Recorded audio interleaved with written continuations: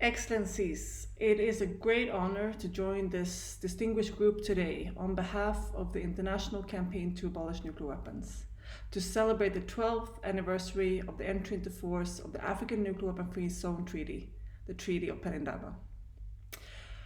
For decades, African states have led on issues of nuclear disarmament. Ever since the Declaration of Denuclearization of Africa in 1964, African states have repeatedly challenged the narrative advanced by nuclear armed states and called for a world free of nuclear weapons.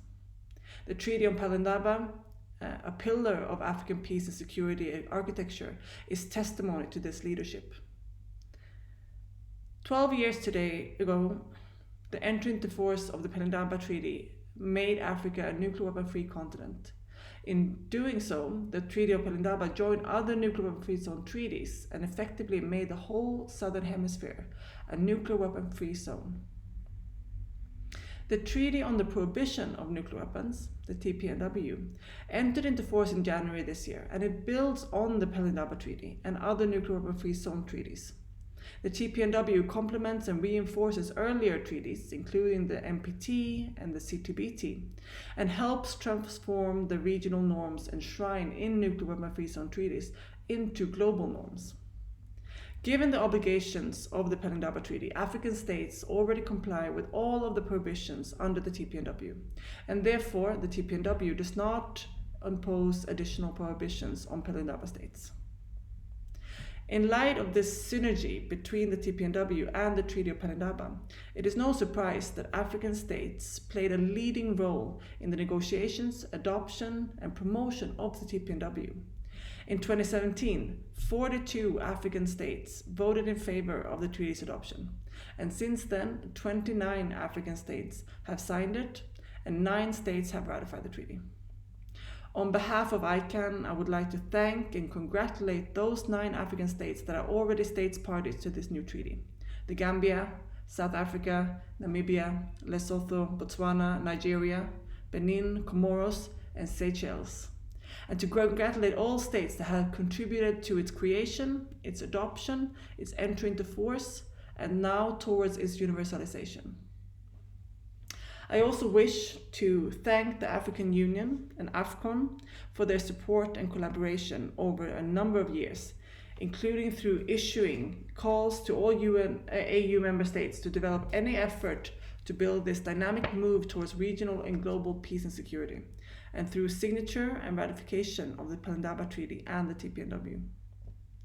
And ICAN echoes this call for all African states who have not yet joined both the TPNW and the Treaty of Pelindaba to do so. Indeed, given the complementarity between the Treaty of Pelindaba and the TPNW, progress in implementing one supports implementation of the other.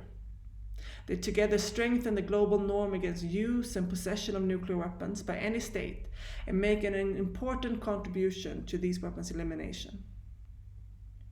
Each state that joins the Pelindaba Treaty reinforces the global norm against nuclear weapons, just as any state that joins the TPNW reinforces the Treaty of the Pelindaba, the nuclear weapon-free zone treaties, and related disarmament instruments. And each state that joins these treaties entrenches their norms and make it effective in achieving their goals. And each state that joins these treaties strengthens the global taboo against the use and possession of nuclear weapons, and rejecting the notion that these weapons are acceptable for some and not others.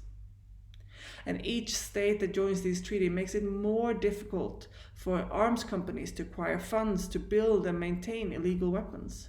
Many major banks and other financial institutions have already begun to divest from nuclear weapons producers to comply with the new international law now imposed by the TPNW.